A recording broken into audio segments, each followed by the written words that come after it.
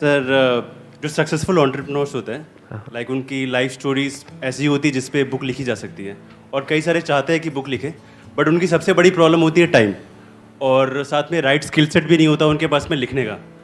तो मैं 1-1.5 साल से एक बिज़नेस पे काम कर रहा हूँ जिसमें ये है कि हम लोग उन सक्सेसफुल एंटरप्रेन्योर्स को अप्रोच करते हैं जिसमें हम लोग उनका इंटरव्यू लेते हैं, मतलब उनका शायद 8 से 9 इंटरव्यू लेते हैं हम लोग और हर चैप्टर पे 1-2 इंटरव्यू होता है और उसके बेसिस पे हम लोग डिफाइन करते हैं कि एग्जैक्टली आपके क्या थॉट्स है, क्या आइडियाज़ है, क्या आपका विजन है बुक का, और उसके अकॉर्डिंग जो मैंने एक एंजल राइटर्स की टीम बना के रखी है, वो भी टीम क्या है, वो बस फ्रीलांसिंग वेबसाइट से मैं लेता हूँ और वहाँ से मैं लोगों को हायर करता हूँ, जितना वो पेमेंट करते हैं उसके अकॉर्डिंग मैं उनको हायर करता हूँ और बेसिकली उसके अकॉर्डिंग, उनके थॉट्स के अकॉर्डिंग, उनके विजन्स के अकॉर्डिंग हम लोग उनका बुक लिखते हैं, फिर बुक पब्लिश करते हैं अमेजन वगैरह पे, प्रमोशन करते हैं, मार्केटिंग करते हैं, तो इससे काफ़ी प्रॉब्लम सॉल्व होती है। तो क्वेश्चन ये है कि बिज़नेस ठीक चल रहा है, यूएसए में मेन क्लाइंट्स मेरे आ जाते हैं पर इंडिया वाले जो क्लाइंट्स हैं वो टैप नहीं होते, वो उतना पेमेंट करते नहीं है, वो पैसा उतना देते नहीं है, वो कहते हैं इतना तो बहुत ज़्यादा है। तो सर ये प्रॉब्लम था कि इंडिया में कैसे मार्केट को कैप्चर किया जाए। आप कह रहे हैं यूएस में तो ये चल रहा है बिजनेस आपका,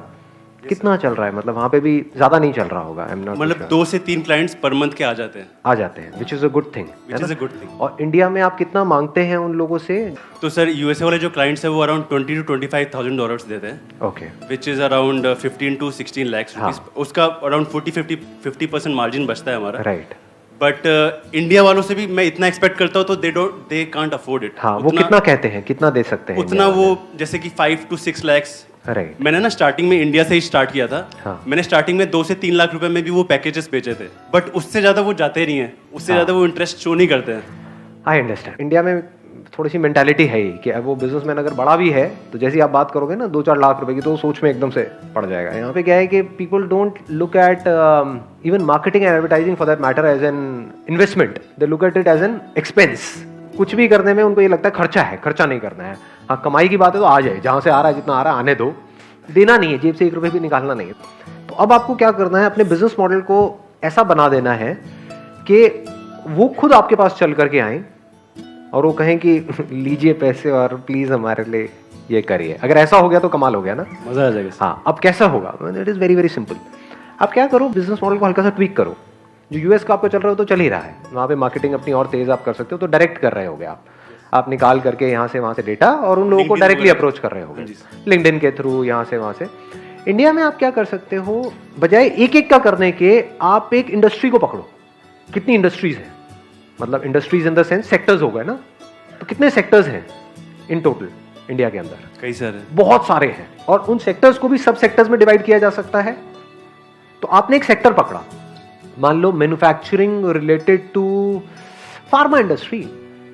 अब आप कह रहे हो कि मैं एक बुक लिख रहा हूं और आपके पास में एक्सपीरियंस है ही, क्योंकि आपने यूएस के लिए लिखा है, तो प्रोफाइल है, you are not a newcomer in this field, experience है आपके पास में।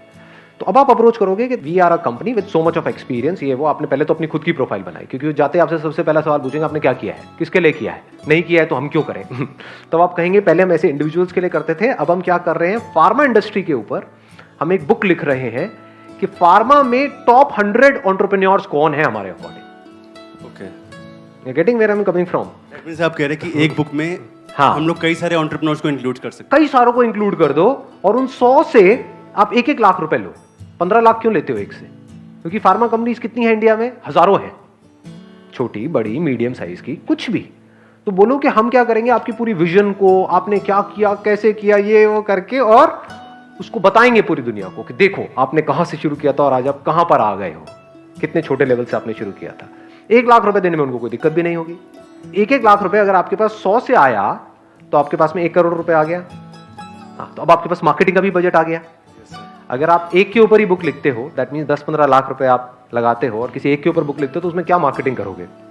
मार्केटिंग के लिए भी तो पैसा चाहिए, प्रिंटिंग के लिए भी चाहिए। बिल्कुल सर। हाँ, तो अब आपने क्या किया, शुरू में इसकी कॉपीज कम बनवाई, क्योंकि एकदम से बिकेगा तो है नहीं वो, अभी भी आप कम ही बनवाते होगे, 1000-2000 कॉपीज है जितनी भी है। डिजिटली हम लोग पब्लिश करते हैं, लाइक ट्रेडिशनल पब्लिशिंग नहीं है। राइट, आप अभी डिजिटली कर रहे हो, अब यहाँ पे ट्रेडिशनल भी कर सकते हो, दोनों, डिजिटल कम ट्रेडिशनल, प्लस इसका आप बोलो कि एक इवेंट भी होगा जहां पर आप आएंगे, आपको एक अवार्ड दिया जाएगा। ओके, तो सब कुछ हो गया, एक पूरा का पूरा पैकेज बन गया। इवेंट में कितना लगा? 5-10 लाख रुपए।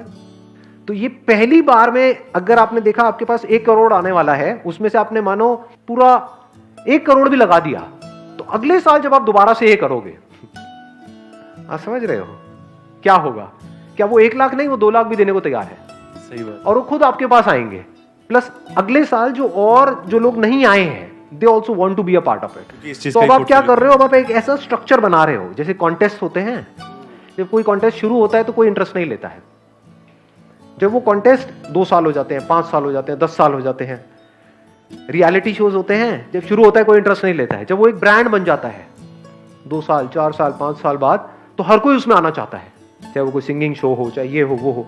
तो इसको आप एक ब्रांड की तरह देखो। तो अब क्या होगा? ये एक सस्टेनेबल बिजनेस मॉडल बन गया। इस तरीके से अलग अलग सेक्टर्स के लिए, अलग अलग इंडस्ट्रीज के लिए आप अलग अलग ब्रांड्स खड़े कर सकते हो। Top 100 pharma entrepreneurs in India, इसको आप फार्मा भी बोल सकते हो, हेल्थ केयर भी बोल सकते हो, और ब्रॉड हो गया सेक्टर। अब इसमें हॉस्पिटल्स भी आ गए, फार्मा कंपनीज भी आ गई, सब आ गया। Top 100 health care entrepreneurs in India, सुनने में भी अच्छा लगता है वर्ड, कि they are caring for health. मजा आ रहा है यार? आ रहा है ना? थोड़ा सा दिमाग खोलो तो मजा आएगा इस पूरी कहानी को देखने में। उसके बाद में ऐसे ही आप अलग अलग सेक्टर्स के लिए कर सकते हो। और कौन कौन से सेक्टर्स हैं जहां पर के कुछ बहुत बड़ा हो रहा है, बताओ? Top 100 FMCG entrepreneurs in India. FMCG की कितनी कंपनीज हैं, बड़ी बड़ी हैं, हजारों हैं। उनकी आपको डायरेक्टरीज मिल जाएंगी, वहां से आप डायरेक्टली उनको अप्रोच कर सकते हो, अपनी मार्केटिंग कर सकते हो। अपना ये जब आप इवेंट करोगे और ये बुक रिलीज करोगे तो एक प्रॉपर आप तरीके से रिलीज कर सकते हो, उसमें किसी सेलिब्रिटी को भी आप इन्वॉल्व कर सकते हो। कोई भी ऐसा सेलिब्रिटी या कोई ऐसा पर्सन जो आए वहां पर इनॉग्रेट करे उस इवेंट को, जो आ करके उन लोगों को अवार्ड्स दे, तो उनके अंदर भी एक क्रेज आ जाएगा कि हाँ ये सेलिब्रिटी आने वाली है या आने वाला है, आप उनसे पहले टाइप कर लो। तो इस तरीके से पूरा पोजीशन करके आप जब उनको दिखाओगे कि 1 लाख रुपए आपका लग रहा है, उसमें आपको मिल क्या क्या रहा है, एक अवार्ड मिल रहा है इस सेलिब्रिटी के हाथ से, एक बुक में आपका पब्लिश हो रहा है, बुक ऑफलाइन भी होगी, सब रिटेल स्टोर्स पे अवेलेबल होगी, ऑनलाइन भी होगी, इसकी ई बुक भी होगी, प्लस इस बुक की हम एड्स देंगे इन लीडिंग न्यूज़पेपर्स के अंदर, कुछ एड्स टेलीविजन में भी आएगी। टेलीविजन एड हमको सुनने में बहुत बड़ा लगता है, इससे क्या हो रहा है, आपका पैकेज इंटरेस्टिंग होता चला जा रहा है, आप उनको कमिट कर सकते हैं, क्योंकि television ad is not that expensive. जो लीडिंग चैनल्स है वहां पे महंगा होता है ऐड, 10 सेकंड का 2 लाख रुपए, 3 लाख, 5 लाख रुपए होता है। लेकिन ऐसे बहुत सारे चैनल्स हैं जो पॉपुलर हैं, कुछ न्यूज चैनल्स हैं जो 10 सेकंड की ऐड आप वहां पे 1000 रुपए, 2000, 3000 रुपए में आप दे सकते हैं। तो अगर आपने पूरा पैकेज लिया तो 2 लाख रुपए में आपका पूरा का पूरा पैकेज तैयार है। पहले आपने उन लोगों से बात करी, पूरे रेट्स लिए, पैकेज बनवाया, तो 2-4 लाख रुपए भी अगर आपने उधर लगाया, 5 लाख रुपए आपने टीवी में लगाया, 5 लाख रुपए आपने न्यूज़पेपर्स में लगाया, तो क्या हो रहा है, एक बार की मेहनत है ये, लेकिन फिर पूरी लाइफ आपकी किस डायरेक्शन में जाएगी, दैट इज बियॉन्ड इमेजिनेशन। होता क्या है, हम देखो 2 तरह के रास्ते होते हैं बिजनेस में। एक ये है कि कुछ ऐसा किया जाए जो मुश्किल हो, यानी कि हर कोई ना कर सके। अब ये सुन करके बहुत सारे लोगों की हवा टाइट हो जाएगी, अरे इतना कौन करेगा, समझ गए? बट यही इस बिजनेस की ब्यूटी है कि जो कर गया ना इस तरीके से, अब हर कोई जब आएगा उससे कॉम्पीट करने के लिए, तो वो यही सोचेगा अरे इतना कौन करेगा, तो कोई कंपटीशन होगा ही नहीं। धीरे धीरे आपकी मोनोपोली बनती चली जाएगी। और जो फर्स्ट मूवर एडवांटेज बोलते हैं इसको, जो पहले शुरू कर देता है किसी भी काम को, वो कर देता है। बॉलीवुड में कितने अवार्ड फंक्शंस हैं, उसमें अब तो बहुत सारे हो गए हैं, लेकिन जो पुराना है वो तो पुराना ही है ना। बॉलीवुड अवार्ड फंक्शन के नाम से सबसे पहला नाम कौन सा आता है हमारे माइंड में? फिल्म फेयर आता है। क्यों? सबसे पुराना है। और आने वाले टाइम में आपको स्पॉन्सरशिप्स भी मिल सकती हैं इसकी, कि this book sponsored by this, powered by this, presented by this. एक एक स्पॉन्सर आपको 20-20 लाख, 50-50 लाख रुपए देगा। तो ये जो पहले साल में आपका गेम शुरू हो रहा है 1 करोड़ से, उसको आप धीरे धीरे करके और अलग अलग सेक्टर्स के लिए आप बढ़ा करके आप 100-150 करोड़ तक भी पहुंच सकते हो। यहाँ से कोई बहुत बड़ी बात नहीं है। और शुरू में ये पहला आपको करने के लिए कोई बहुत बड़ी टीम नहीं चाहिए, बहुत ज्यादा लोग नहीं चाहिए। आप उनसे टाई अप भी कर सकते हो, ऐसे लोगों से जो कंटेंट राइटर्स होते हैं उनसे आप टाई अप कर सकते हो ना, फ्रीलांसिंग बेसिस। आपको हायर करने की जरूरत नहीं है, राइट। तो इस बिजनेस को आप ऑलमोस्ट 0 इन्वेस्टमेंट में शुरू कर सकते हो। इसमें लगेगा कुछ भी नहीं, लेकिन जब एक बार एक क्लिक कर गया, शुरू में एफर्ट लगेगा, डेफिनेटली लगेगा। एक बार धीरे धीरे आपका ब्रांड बन गया, फिर ईयर ऑन ईयर ये चीज होती चली गई, होती चली गई, होती चली गई, तो फिर कहाँ जा सकते हो, उसकी कोई लिमिट ही नहीं है। ये जो अभी इनसे डिस्कशन हुआ, उसका कुछ बेनिफिट हुआ आप लोगों को? लग रहा है जेन्युइनली कि बेनिफिट हो रहा है?